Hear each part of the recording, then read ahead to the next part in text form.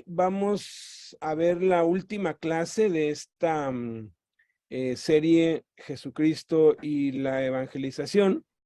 Y hoy vamos a ver 7 principios para una evangelización efectiva. En la primera parte, pues vamos a ver el fundamento bíblico. Si ustedes pueden darse cuenta, hay aquí esta palabra rara, clemoir o clemoir, o clemoir, o clemoir, ¿no? Algo así como clamoir. Es una palabra nueva, es una palabra nueva. Quiero que la visualicen porque si se les queda esta palabra, todo lo que vamos a aprender hoy se nos va a quedar. Después de eso vamos a ver la aplicación práctica, cómo llevar esto de la evangelización efectiva a la práctica. Y no olviden la palabra clave. Esta es la contraseña, esta es la palabra clave para una vida abundante, una vida emocionante, clemoir. Clemoir, clemoir, clemoir, como lo quieras decir, ¿no? C-L-E-M-O-I-R, clemoir. Y está fácil porque es como clamor, ¿no?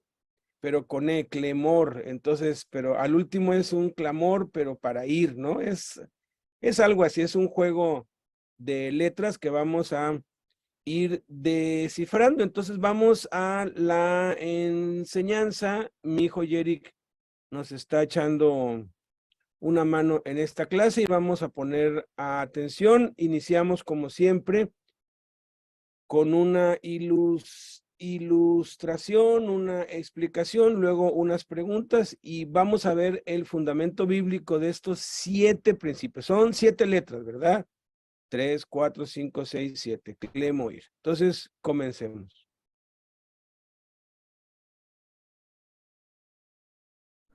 Siete principios para una evangelización efectiva. Serie Jesucristo y la evangelización. A nadar se aprende nadando. Es importante conocer la teoría acerca de cómo nadar, pero por más que leamos y sepamos acerca de natación, eso no nos dará la habilidad de saber nadar. Solamente cuando nos metemos al agua y lo intentamos, es como, después de muchos intentos fallidos y a veces desesperación por no lograrlo, por fin logramos aprender a nadar. Ahora hay una diferencia abismal entre saber nadar y dedicarse a la natación, pues hay muchísimas cosas más por aprender, tanto teóricas como prácticas, y se requieren de muchos años y mucha disciplina y perseverancia para convertirse en un nadador profesional y experimentado. Lo mismo sucede para aprender a cabalgar un caballo. Cuesta trabajo al principio, pero después de unas breves instrucciones y mucha práctica e intentos fallidos, lograremos cabalgar a un caballo. Pero hay una inmensa diferencia entre solo montar un caballo y dedicarse a la equitación, al igual que con la natación. Y es exactamente lo mismo que sucede con el evangelismo. A evangelizar se aprende evangelizando, es decir, yendo a las personas y hablándoles de Jesucristo. A diferencia de la natación y la equitación, que son disciplinas practicadas solamente por quienes tienen la vocación y la pasión para hacerlas. El evangelismo es la vocación espiritual que Dios ha puesto en el corazón de todos y cada uno de los que hemos recibido a Cristo. Así como la adrenalina y la emoción corren por las venas del nadador, del mismo modo experimentaremos que la adrenalina y emociones espirituales nos invadirán cuando nos aventuremos a hablar de Jesús a otros. Y aunque al principio habrán muchos intentos fallidos y fracasos, a medida que perseveremos llegaremos a aprender, y aunque nos tomara toda la vida aprender, cada vez lo iremos haciendo mejor, pues es para lo que fuimos creados, para testificar de Jesús por el resto de nuestras vidas. Leamos 1 de Pedro capítulo 3, versículo 15. En cambio, adoren a Cristo como el Señor de su vida. Si alguien les pregunta acerca de la esperanza que tienen como creyentes, estén siempre preparados para dar una explicación. ¿Cuál es la experiencia más importante de tu vida? ¿Qué Siempre preparados para dar una explicación. ¿Cuál es la experiencia más importante de tu vida?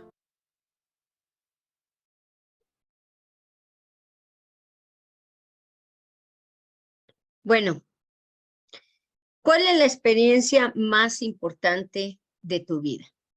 Miren, nosotros fuimos diseñados para vivir en comunión con Dios. Por eso no funcionamos solos. Y toda nuestra vida se va desmoronando. Pero cuando alguien nos habla del amor de Dios, nuestro corazón empieza a arder dentro de nosotros.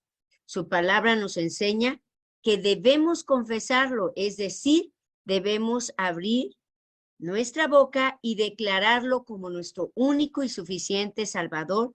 Y en segundo lugar, debemos creer en nuestro corazón que Jesús fue a la cruz, murió y resucitó para darnos salvación. Mas todos los que le recibieron, dice la Biblia, a los que creen en su nombre les dio potestad de ser hechos hijos de Dios.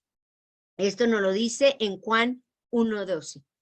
Una vez que aceptamos a Jesús como nuestro Señor y Salvador, hay una metamorfosis espiritual a través de la cual somos integrados en la familia de Cristo y nos hacemos hijos de Dios. La confesión y la fe son el único poder que nos autoriza a ser llamados sus hijos.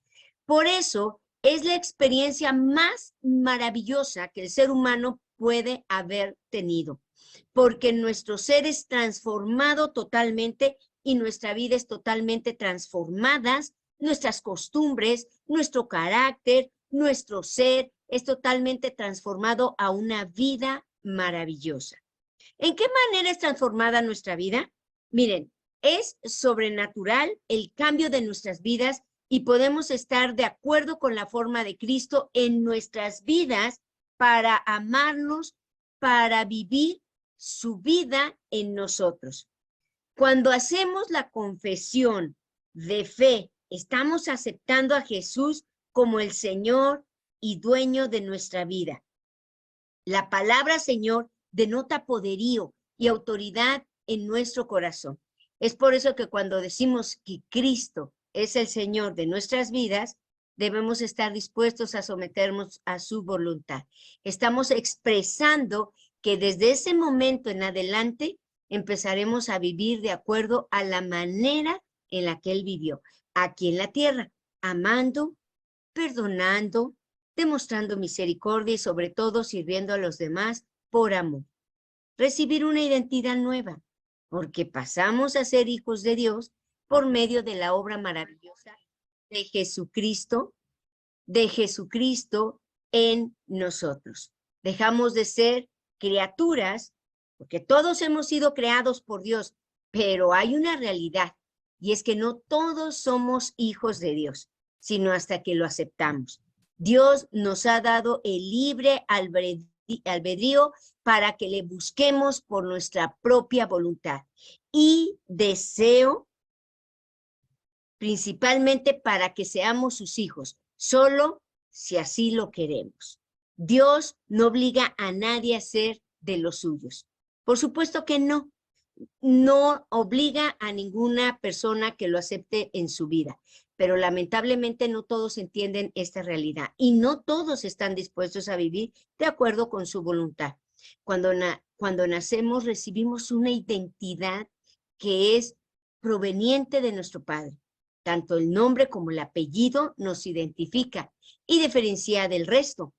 De la misma manera, cuando aceptamos a Jesús, en nuestras vidas se nos otorga una nueva identidad. Somos hijos de Dios, la cual nos hace diferentes del mundo. Sobrenaturalmente empezaremos a vivir como hijos de Dios. Teniendo la identidad de Cristo, nos hacemos coherederos de todas las riquezas celestiales. Ya no somos cualquier persona, somos miembros del reino de los cielos. Una vez que aceptamos a Jesús en nuestro corazón, nuestro comportamiento se rige por lo que dice su palabra. Y al vivir conforme a su voluntad, esa identidad la disfrutamos y trae resultados maravillosos. Y empezamos a ser prudentes en todo, guardando nuestro testimonio, perdonando a los que nos han hecho daño y glorificando a Cristo con cada una de nuestras acciones. Y experimentamos el amor sin límites de nuestro Dios para con nosotros. El amor de Dios no tiene límites. Nos ama tanto que ha dado su vida por salvar la nuestra. Así que debemos agradecer cada día por las cosas que Dios hace por nosotros. Y cuando pasamos de ser criaturas de este mundo y pasamos a ser sus hijos, prepararemos la experiencia más maravillosa que jamás hayamos vivido. Su gran amor en nosotros, su gracia y su poder. Como dice Primera de Juan 4:10, en eso consiste el amor. No en que nosotros hayamos amado a Dios, sino que Él nos amó a nosotros y envió a su Hijo en propiciación por nuestros pecados. Continuamos. Entonces, esta es la primera pregunta. ¿Cuál es la experiencia más importante de tu vida? Y yo creo que todos estamos de acuerdo con Blanquita. La experiencia más importante de nuestra vida es haber conocido a Jesús, es experimentar el amor de Dios en nosotros. Vamos a ver una segunda pregunta asociada con esto. ¿Qué es lo mejor que tú pudieras hacer por otra persona? ¿Qué es lo mejor que tú pudieras hacer por otra persona? ¿Qué es lo mejor que nosotros, que cada uno pudiéramos hacer por otra persona? Todos, yo creo todos buscamos lo mejor para nosotros mismos. Cuando ya somos padres, buscamos lo mejor para nuestros hijos. Cuando nos casamos, buscamos lo mejor para nuestra esposa. Si somos gente normal, ¿verdad? Aun cuando la mayoría, cuando no conocíamos a Cristo, lo único era buscar lo mejor para nosotros mismos. Éramos egoístas, éramos vanagloriosos, estábamos centrados en nosotros, pero de todos modos, estábamos buscando lo mejor. Queríamos la mejor casa, la mejor ropa, lo mejor, ¿no? Y todo el mundo está orientado hacia allá, está enfocado hacia lo mejor. El problema es que en el mundo, cuando no se conoce a Cristo, la definición de lo mejor no es lo mejor, porque la gente alcanza y logra sus sueños, y logra el sueño americano, como le llaman, y logra las cosas que tanto anhela y les toma 20, 30 años, 40 años, y cuando ya las tienen, el vacío sigue allí. No importa cuánto dinero, cuánto poder, cuánto placer, cuánta fama, no importa cuántas cosas, entre comillas, lo mejor puedas conseguir para ti, siempre va a quedar un vacío, siempre va a quedar hace falta algo más. ¿Qué es lo que me falta? Elvis Presley le desaparecieron el diario que se encontró junto a su cuerpo cuando ya estaba muerto. Salió en los periódicos al otro día y ya luego se desapareció y se desmintió porque en ese diario pues habían muchos trapitos al sol de políticos y de otros, ¿no? Entonces eso desapareció, pero las últimas palabras era que su sueño en la vida era que una canción de él se escuchara en el radio, poder pues tener un Cadillac y poder comprarle una casa a su mamá porque ellos eran muy pobres. Y dijo, mis canciones se oyen en las estaciones de radio de todo el mundo. Ya perdí la cuenta de cuántos Cadillacs tengo y de cuántas casas tengo y de todo lo que le he dado a mi madre. Y sin embargo, sigo sin ser feliz. ¿Qué me falta? Fíjate, alcanzó lo mejor de lo mejor de lo mejor, pero no lo satisfizo. Porque sabemos que lo mejor, Blanquita nos lo dijo, es Cristo. Entonces, ¿qué es lo mejor que podemos hacer por cualquier otra persona? Pues darles a Cristo. Porque un presidente, y muchos quieren tener puestos políticos para desde allí ayudar a la gente, y son buenas intenciones, pero si llegas a ser el presidente de un país, puedes hacer muchas cosas por la gente, pero es muy limitado, porque puedes darle a la gente una casa, pero no le puedes dar un hogar. Puedes darle a la gente hospitales, pero no les puedes dar la salud. Puedes darle a la gente dinero, pero no la sabiduría para que la administre. Es muy limitado lo que un presidente o lo que alguien muy rico puede dar, porque todo se limita a las cosas materiales. Pero lo que de verdad nos hace estar bien, como la paz, el amor, el perdón de los pecados, el que se nos quite la culpa, el que se nos quite el insomnio, el miedo, los complejos, los traumas, los vicios, eso únicamente lo puede hacer Cristo. Y tú y yo, compartiendo a Cristo, podemos hacer más que todo el dinero del mundo puede hacer por cualquiera. Por eso es que lo mejor que podemos hacer por nuestros hijos, obviamente no es lo único, y el problema a veces reside en eso, que cuando encontramos lo mejor nos apasiona y creemos que es lo único que se necesita. No, no es lo único, pero si tú le das todo y no le das a Cristo a tus hijos, a tu familia, a los que te rodean, no hablas de Cristo, no procuras que la gente tenga una relación personal con Cristo, entonces es muy poco lo que estás haciendo, porque lo mejor que le podemos dar a cualquier, lo mejor que podemos hacer por cualquier persona es darle a Cristo, hablarle de Cristo.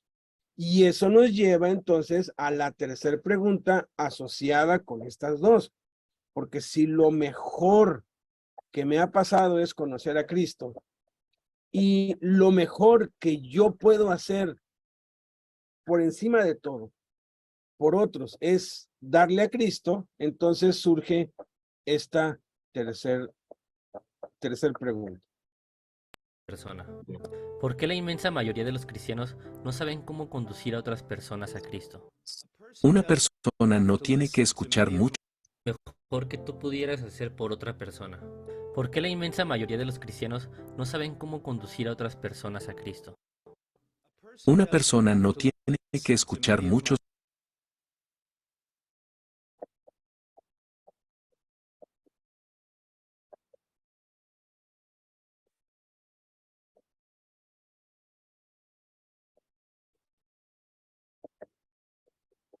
Ahí está yo. ¿Por qué la inmensa mayoría de los cristianos no saben cómo conducir a otras personas a Cristo? Adelante, Blanca.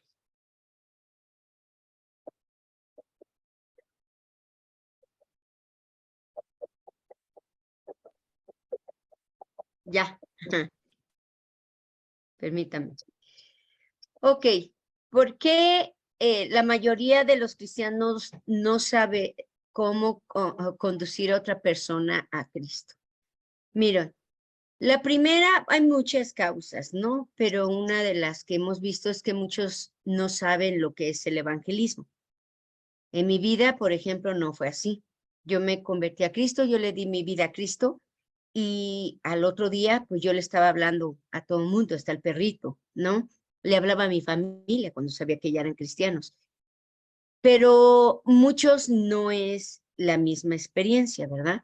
Entonces, retomando y estar investigando, lo primero es que muchos no saben qué es el evangelismo. Al hacer encuestas con las iglesias, la mayoría de las iglesias les piden a los creyentes que califiquen su iglesia si es evangelista o no. Y no es raro escuchar la respuesta como que enviamos mucha gente en viajes misioneros o ministramos a los centros de ayuda, a los desamparados, ¿no? Ambos de estos ministerios son muy importantes y probablemente contribuyen al evangelismo, pero no es evangelismo, a menos que el mensaje del evangelio sea proclamado. La segunda causa es que tenemos pocos ejemplos evangelísticos. Lamentablemente no tenemos el ejemplo. Yo crecí con mi mamá siendo una mujer a todo lo que da de oración y siendo evangelista. Entonces, eso a mí en mi vida, yo creo que fue lo que me ayudó en mi vida. Tercero, algunos miembros de las iglesias no están convencidos acerca de la perdición de la gente. O sea, no se dan cuenta el caos de la magnitud de tantas personas necesitadas que se olvidan que algunos no están convencidos que hay una perdición. 4, algunas iglesias no han proporcionado entrenamiento evangelístico. Esa es otra causa.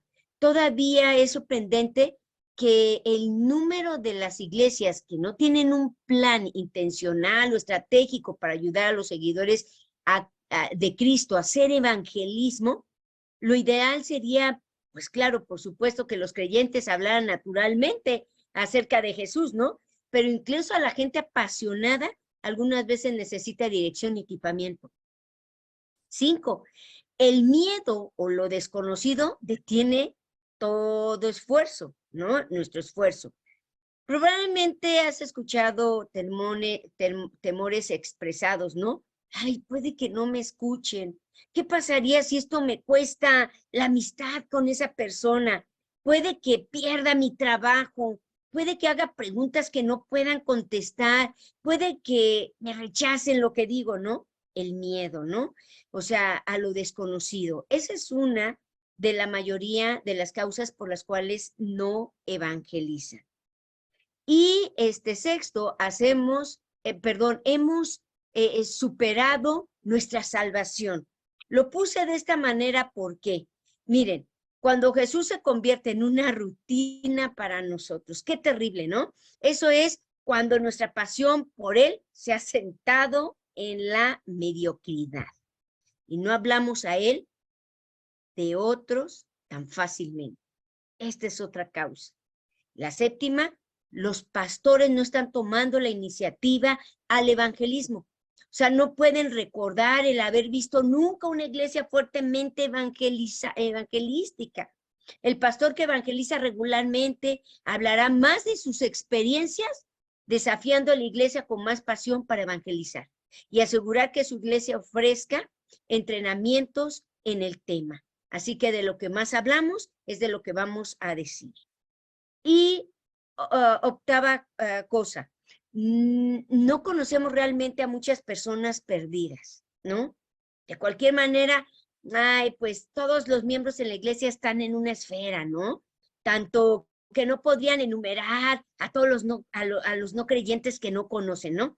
Si nuestro mundo entero se limita a salir con los cristianos, tengamos mucho cuidado porque probablemente no hablaremos y no haremos evangelización.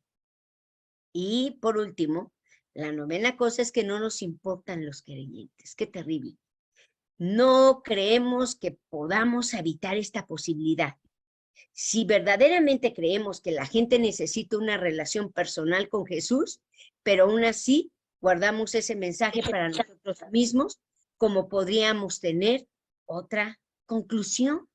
O sea, lo guardo para mí, la gente no necesita. Cuando en este momento el índice de suicidios está elevado al por mayor y subió desde la pandemia y en menores de 10 años. Y decimos, ¿no necesitan? Debemos de entenderlo porque la mayoría no hablamos de Cristo. Rompamos esas ligaduras, rompamos esos ligamentos. Si no me enseñaron, exprésate, ve y habla. Háblale a la gente. Lo que sigue.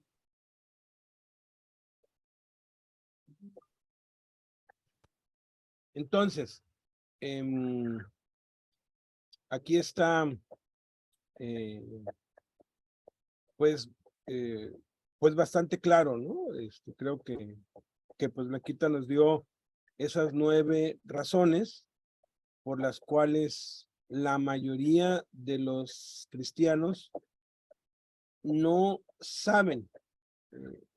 Y es muy triste, pero es más, llegan a saber cómo hablarle a la gente de Cristo, pero no saben cómo conducirlas, no saben cómo llevarlas a los pies de Cristo y empezar a discipularlas. ¿Y qué es lo que normalmente hace alguien? Le habla de Cristo y lo lleva a la reunión, a la iglesia, lo lleva con el líder, lo lleva con el pastor, lo lleva con alguien que ya sabe. Y estas 9 causas son importantísimas, pero entendiendo bien estos 7 principios, esto no va a ser ningún problema en absoluto. Ninguno. ¿Por qué? Porque entendiéndolos, vamos a ver que todo es que nos digan cómo, siguiendo el ejemplo de Cristo, y es algo que podemos hacer por el resto de nuestras vidas. Vamos a escuchar una enseñanza breve de Paul Washer, que tiene estos 7 principios, están implícitos en lo que él habla. Y ya luego vamos a ir viendo cada principio por separado. Escuchémoslo con atención. A otras personas a Cristo. Una persona no tiene que escuchar muchos de mis sermones para descubrir que, a menudo, puedo ser crítico con respecto a la forma en que se lleva a cabo la evangelización en la mayoría de las iglesias evangélicas. Bueno, hay una razón para ello. Pero, antes de entrar en eso, me gustaría decir esto. Cualquiera que quiera ganar gente para Cristo, cualquiera que esté dispuesto a salir y tomar ese riesgo y compartir el Evangelio, quiero que sepan que aplaudo sus esfuerzos. Quiero que todos nosotros estemos siempre evangelizando a los perdidos, hablando a la gente sobre Jesús. Es muy importante. El tiempo es muy corto. Muchísimas personas nunca han escuchado el Evangelio y por eso aprecio a cualquiera que salga y trate de compartir las buenas noticias de Jesucristo con las personas. Pero, por otro lado, tenemos que entender algo. La Biblia dice en Romanos capítulo 1 versículo 16 que el Evangelio es el único mensaje que es el poder de Dios para salvación. Es el único mensaje a través del cual una persona puede llegar a la salvación y a la seguridad de la salvación. Bien, habiendo dicho esto, necesitamos reconocer algo. Realmente necesitamos saber lo que es el Evangelio. Me temo que en mi país, en los Estados Unidos, para tratar de ayudar a la gente, y debido a que muchas veces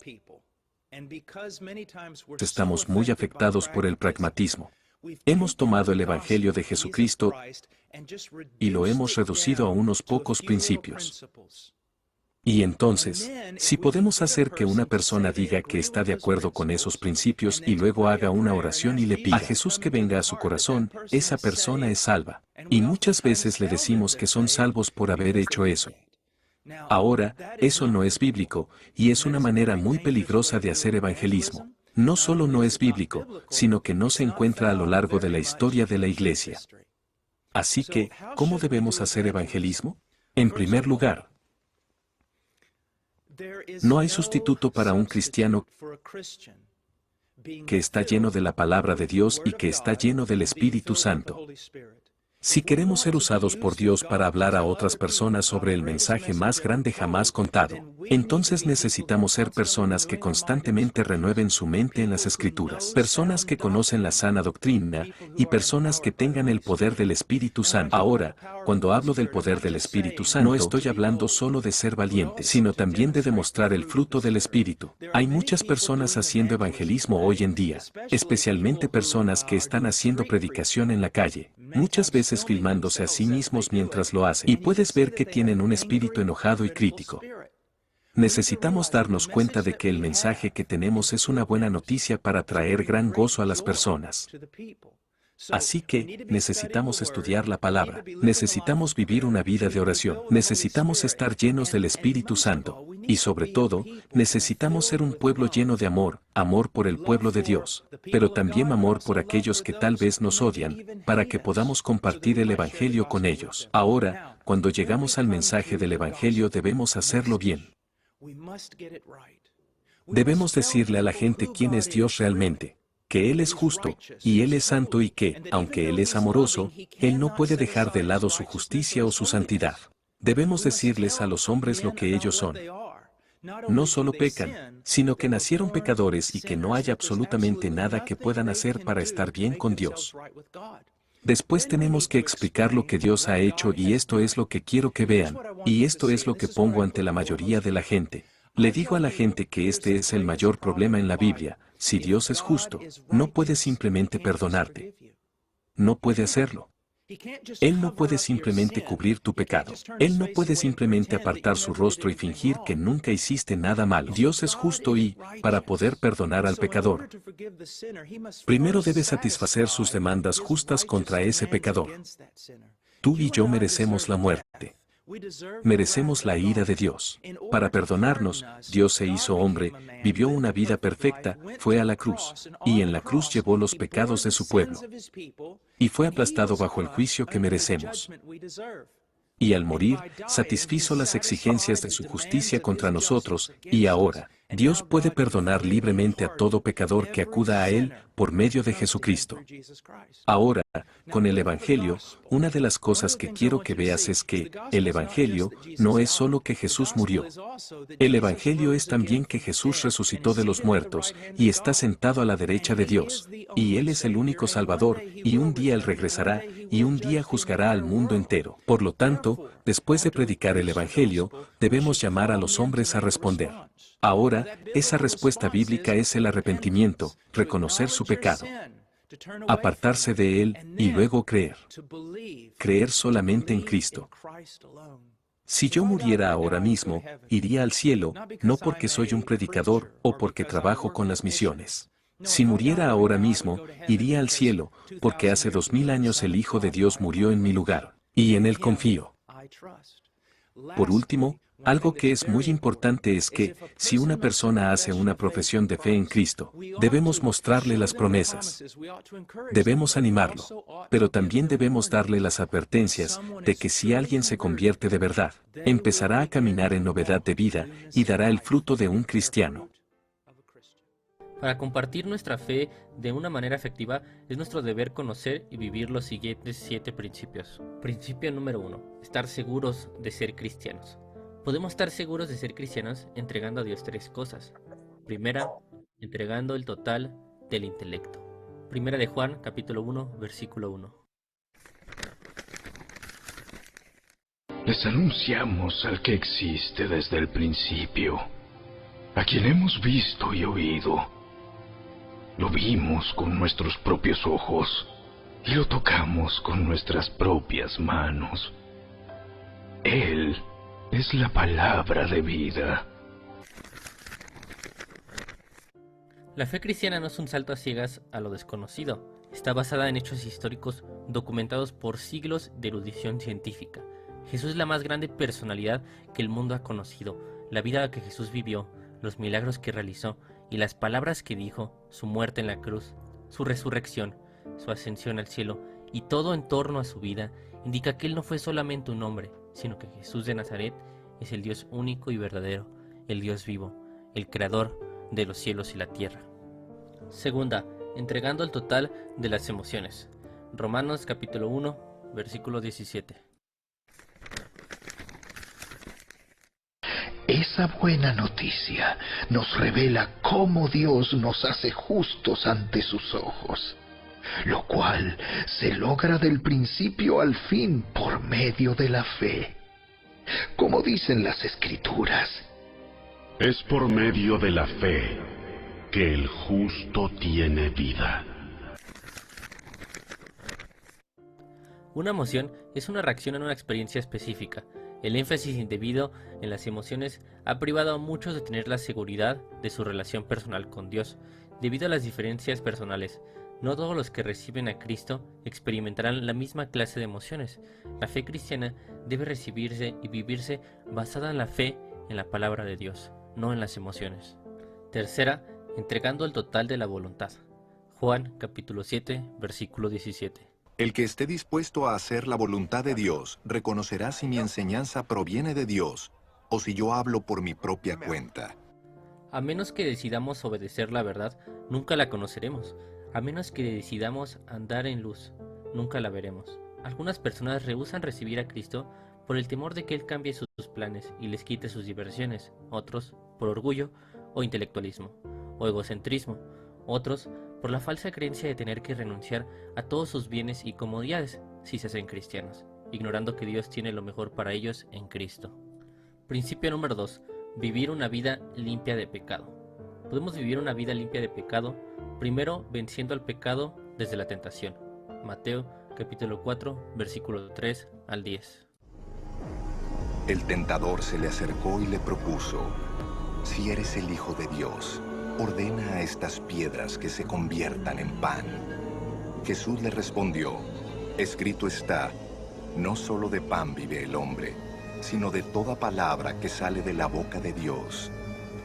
Luego el diablo lo llevó a la ciudad santa e hizo que se pusiera de pie sobre la parte más alta del templo y le dijo: si eres el Hijo de Dios, tírate abajo, porque escrito está: ordenará que sus ángeles te sostengan en sus manos, para que no tropieces con piedra alguna. También está escrito: no pongas a prueba al Señor tu Dios, le contestó Jesús. De nuevo lo tentó el diablo, llevándolo a una montaña muy alta, y le mostró todos los reinos del mundo y su esplendor. Todo esto te daré, si te postras y me adoras. Vete, Satanás, le dijo Jesús, porque escrito está: adora al Señor tu Dios y sírvele solamente a Él. Segundo, confiando en la fidelidad de Dios. 1 Corintios capítulo 10, versículo 13.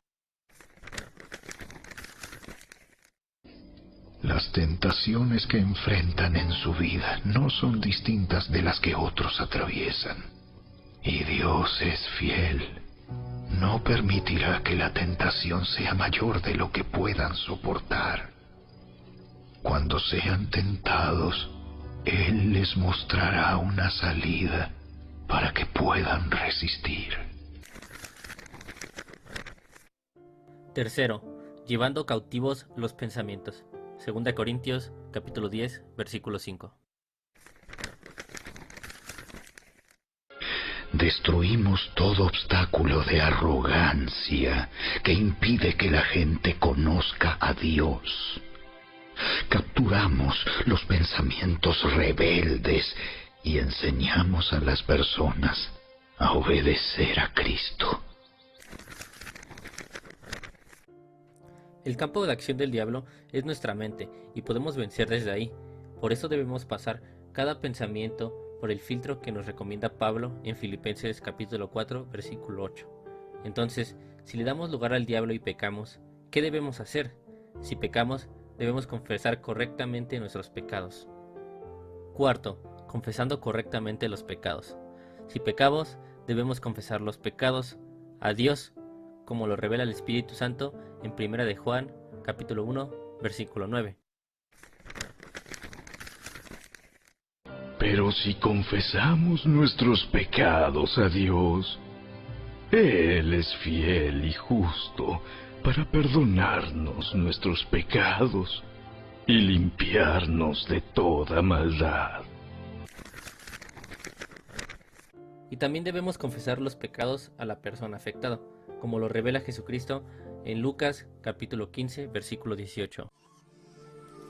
Tengo que volver a mi padre y decirle: papá, he pecado contra el cielo y contra ti. El hecho de saber que debemos confesar el pecado a Dios y a las personas afectadas nos sirve como medicina preventiva y así tendremos mucho más cuidado en nuestro comportamiento. Principio número 3. Vivir en el Espíritu. Vivimos en el Espíritu, primero, por una decisión de la voluntad, como lo manda Dios en Efesios capítulo 5, versículo 18. No se emborrachen con vino, porque eso les arruinará la vida. En cambio, sean llenos del Espíritu Santo. Segundo, pagando el precio, una entrega total, como lo manda Dios en Romanos capítulo 12, versículo 1. Por lo tanto, amados hermanos, les ruego que entreguen su cuerpo a Dios por todo lo que Él ha hecho a favor de ustedes. Que sea un sacrificio vivo y santo, la clase de sacrificio que a Él le agrada. Esa es la verdadera forma de adorarlo. Vivir en el Espíritu es vivir controlado, gobernado y guiado por el Espíritu, así como el que se embriaga decide hacerlo. Paga un precio y después experimenta los resultados. Del mismo modo, debemos decidir ser llenos, pagar el precio y esperar los resultados. Principio número 4. Tener un mensaje claro y sencillo. El mensaje claro y sencillo debe contener esas 4 verdades. Primera, Dios le ama con un amor incomparable. Juan capítulo 3, versículo 16. Porque tanto amó Dios al mundo que dio a su Hijo unigénito, para que todo el que cree en él no se pierda, sino que tenga vida eterna. Segunda, el pecado nos separa de Dios. Romanos capítulo 6, versículo 23. Pues la paga que deja el pecado es la muerte, pero el regalo que Dios da es la vida eterna por medio de Cristo Jesús, nuestro Señor.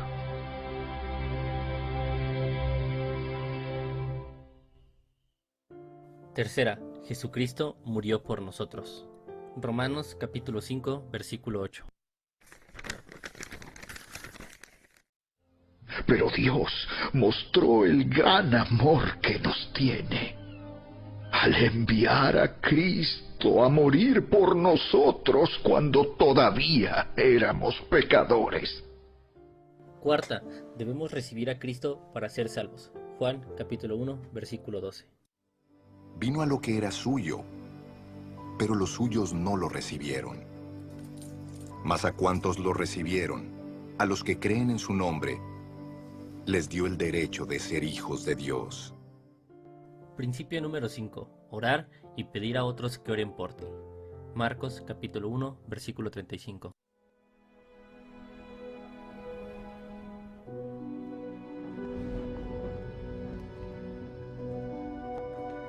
Muy de madrugada, cuando todavía estaba oscuro, Jesús se levantó, salió de la casa y se fue a un lugar solitario donde se puso a orar.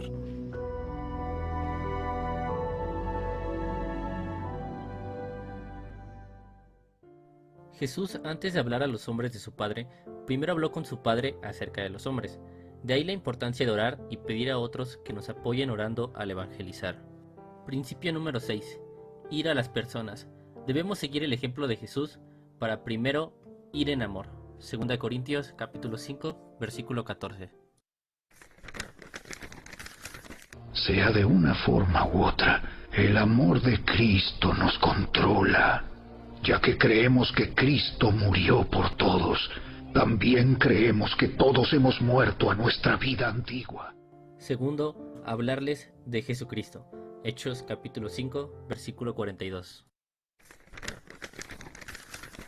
Y cada día, en el templo y casa por casa, seguían enseñando y predicando este mensaje: Jesús es el Mesías.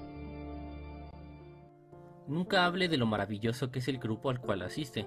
Jamás hable en contra de la religión de la persona. No discuta ni ataque los ritos y conceptos de la tradición, como la misa, el purgatorio, las imágenes, los santos, etc. Imitemos al Señor Jesús en esto. Principio número 7. Esperar resultados. Marcos capítulo 4, versículo 26 al 27. Jesús continuó: el reino de Dios se parece a quien esparce semilla en la tierra, sin que éste sepa cómo, y ya sea que duerma o esté despierto, día y noche brota y crece la semilla. Ningún sembrador siembra su semilla y después llora y se lamenta porque no va a haber cosecha. Al contrario, se dedica a cuidar su campo porque sabe que habrá cosecha. Debemos cuidar en oración a aquellos a quienes les hemos hablado y esperemos los resultados.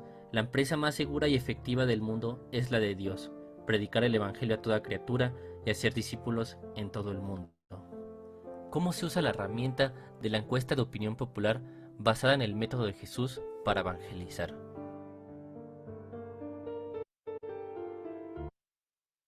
¿Cómo se usa la herramienta de la encuesta de opinión popular basada en el método de Jesús para evangelizar?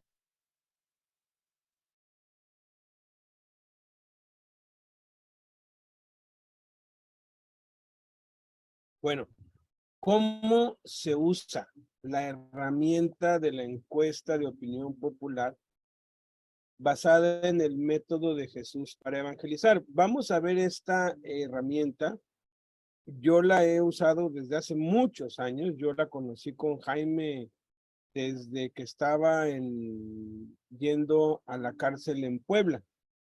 Y es tan fascinante que a veces uno pasa por alto lo que realmente importa y se puede, pues, volver una herramienta, la verdad, inútil, porque esta herramienta tiene que venir sostenida, tiene que venir sustentada por el clemoir. ¿Se acuerdan de esto que hace un rato yo les dije, verdad? El clemoir, los 7 principios para una evangelización efectiva. Hay muchas herramientas, ¿eh? Hay los CHICS, están todo esto que hemos visto con este actor Kirk Cameron. Ellos tienen muchísimos recursos. Tú vas a cualquier librería y hay muchos recursos para evangelismo personal. Hay quienes pues se visten como payasos, hay quienes ponen pues textos bíblicos en los cruces de las calles. O sea, hay muchísimos métodos. Lo que importa no es el método, lo que importa es tener bien claro estos 7 principios, porque si los tienes, el método ya viene siendo secundario. Sin embargo, si practicamos estos 7 principios y utilizamos esta herramienta es una bomba, es efectivísima, siempre y cuando mantengamos en equilibrio los 7 principios. El primer principio, acuérdense, es seguro de ser cristianos. Esa es la C, ¿no? Estar seguros de ser cristianos. Si tú no estás seguro de que Cristo funciona en ti, si tú todavía tienes dudas y no sabes por qué te está pasando esto o el otro, entonces métete más con Dios, crece más, enamórate más de Cristo, porque tiene que haber esa absoluta seguridad de que ser cristiano es lo mejor que nos pudo haber pasado y es lo mejor que le podemos compartir a otros. Entonces, estar seguro, sí, para mí es lo mejor y sí tengo broncas y sí tengo pérdidas y sí me pasan pues cosas malas, pero Cristo es el que me saca adelante. Él es el que me da el consuelo y la fortaleza. Entonces, seguro, seguro, seguro. Segundo, es la letra L, es vivir una vida limpia de pecado. El pecado siempre interrumpe la comunión con Dios. Jaime decía mucho esto. Lo que Dios va a hacer en México no lo va a poder detener nadie, ni Satanás con todos sus demonios, ni el gobierno, ni nada. No hay absolutamente nada, no solamente en México, sino en todo el mundo, que pueda detener lo que ya Dios se planeó hacer, que es el más grande avivamiento de toda la historia. Pero hay una sola cosa que sí lo puede no bloquear, porque el plan de Dios finalmente se va a llevar a cabo, pero tú y yo podemos ser sacados fuera de eso. Tú y yo podemos dejar de ser parte de la ecuación, de estar siendo parte del equipo junto con Cristo, y eso se llama pecado. ¿Sí? Entonces tenemos que aprender a vivir una vida limpia de pecado. Esa es la L. Tenemos que mantenernos, vivir en santidad, caminar con Dios, practicar la oración, la palabra, vivir en el Espíritu para poder estar en victoria sobre el pecado. Luego viene la letra L, perdón, la letra E, que es vivir en el Espíritu. C, cristiano, L, limpieza, E, Espíritu. Vivir en el Espíritu y no satisfacer los deseos de la carne, en el poder del Espíritu Santo, guiado por el Espíritu Santo. Aprender a tener compañerismo con el Espíritu Santo. Cuarto, tener un mensaje claro. Qué hermosa exposición escuchamos hace un rato del mensaje del Evangelio. Bueno, exactamente dicho con otras palabras, son las 4 verdades espirituales. Está el amor de Dios, está el pecado, la responsabilidad del hombre, está lo que hizo Cristo, lo que hizo Dios por medio de Cristo para que podamos ser perdonados, y está nuestra respuesta, nuestra responsabilidad personal. Ahora vamos con la O. La O es orar y pedir a otros que oren por ti. No nos podemos lanzar a evangelizar sin tener un respaldo, gente que nos cubra, porque le estamos declarando la guerra al diablo. Entonces, la oración tiene que ser la prioridad en nuestra vida. Esto no está en orden así de que tiene que ir uno tras otro, son 7 cosas que tenemos que integrar. Es como cuando te vistes para irte para el trabajo. Ay, pues no importa que no llevo un zapato, no, tienes que ir con ambos zapatos, con pantalón, tienes que ir con la, o sea, tienes que ir vestido completamente, ¿no? Luego viene la I, que es ir a las personas. Si tú no vas a donde está la gente, si tú no vas y abordas a la gente, si tú no los buscas, si tú no los enfrentas, no vas a poder evangelizar nunca, por más que estés orando y tengas un mensaje claro y vivas en el Espíritu. Hay muchos muy consagrados, pero que se lo guardan todo, ¿no? Hay que salir. Y esta herramienta es fantástica para poder hacer evangelización, empezando con todos los miembros de nuestra familia, amigos y vecinos. Ahorita les voy a decir cómo. Y luego la R, esperar resultados. La verdad es que no hay nada más seguro que el evangelio. Igual de 100 personas, 2 o 3 reciben a Cristo. Ahí tienes 2 o 3 discípulos a quienes dedicarles tiempo. Entonces, esta herramienta es lo que se conoce como la encuesta de opinión popular. La tienen allí. Yo se las mandé ya por el WhatsApp, ya puse los enlaces en el Facebook, en el YouTube, pero básicamente son 10 preguntas muy sencillas. Así es, pues, como se ve. Esto está hecho así, no hace falta esto. De hecho, tú puedes simplemente tener las 8 preguntas que están aquí, perdón, sí, las 8, en un cuaderno o en tu mente. Yo me las sé de memoria, de tantas veces que lo hemos usado. En las cárceles lo hemos usado mucho, en muchos lados. Pero esto está hecho como para que tú puedas llevar un seguimiento cuando lo empiezas a hacer ya como parte de tu vida. Llevas tú allí claro a quiénes les has hablado, qué te ha dicho y todo, cada uno. Entonces, aquí está. Dice, me regala 5 minutos de su tiempo. Estamos realizando una encuesta de opinión popular acerca de la desintegración familiar. Y entonces, tú le puedes hablar a cada uno de los miembros de tu familia que sabes que no están en Cristo. Amigos, oye, fíjate que estoy tomando una clase y me dejaron una tarea. Son 7 preguntas. ¿Me puedes echar una mano? Nadie me ha dicho que no hasta hoy, y lo he hecho miles de veces. Número 1, ¿qué piensa de la situación actual del mundo y por qué? Entonces, aquí, pues está el espacio para su nombre. Aquí le pone su nombre. Eso es cuando se ha hecho, pues, casa por casa, calle por calle, porque cuando uno le encuentra el poder a esta herramienta sobre la base de los 7 principios, no, hombre, uno dice, esto funciona, y uno se pone a barrer y a ir casa por casa. Lo hemos hecho durante muchos años. Delegación, colonia y teléfono, pues son los datos. Aquí, en el 1, escribes la respuesta que te da. ¿Qué piensas de la situación actual del mundo y por qué? Luego, la 2, ¿llegará el hombre a resolver los graves problemas mundiales como son la contaminación ambiental, la explosión demográfica, las drogas, el hambre, el SIDA, las guerras? Aquí, pues, simplemente pones sí o no. Luego, 3, ¿cuáles cree usted que sean los principales problemas que están desintegrando a la familia actualmente? Y esos los escribes acá. Luego, número 4, ¿usted cree que esos existen por la pérdida de la fe en Dios? Escribes el sí o el no. 5, ¿conoce usted la razón real de esos problemas que desintegran a la familia? En caso afirmativo, ¿cuál piensa que es?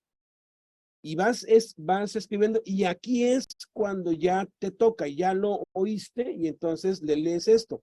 Se ha comprobado que un alto porcentaje de individuos y familias que se enfrentan a esos problemas que mencionó encuentran una respuesta satisfactoria en Jesucristo. Y aquí En un minuto le cuentas cómo Cristo cambió tu vida. Sexto, ¿le gustaría saber lo que Cristo enseña acerca de cómo tener buenas relaciones humanas con la familia, los amigos, etcétera? Te pones sí o no, lo escribes acá. Luego vienen las 7, y esta es la más importante. Quisiera recibir a Jesús en su corazón en este momento con una breve oración. Si responde sí, decirle, mire, hay 4 verdades espirituales que debe conocer antes, y se las lees, tal cual, y luego lo llevas a recibir a Cristo. Yo tengo grabado cuando fuimos afuera de los reclusorios a hacer esto. Aleph pues tendría unos 11 años, Jerick unos 9, y los dos hacían con la hoja, y yo tengo ahí cuando Jerick y cuando Aleph están llevando a Cristo a alguien. Es de verdad muy, muy efectiva esta herramienta. Todo es que lo hagas, todo es que la eches a andar. Haz una lista de todos y empieza. Acuérdate, enseñanza que no se pone en práctica no sirve. Les animo a que lo hagan, a que recorran, a que retomemos y empecemos otra vez con esto de manera sistemática. Vamos a tomar 5 minutos. Bueno, acaba ya aquí. Vamos a tomar 5 minutos para dar espacio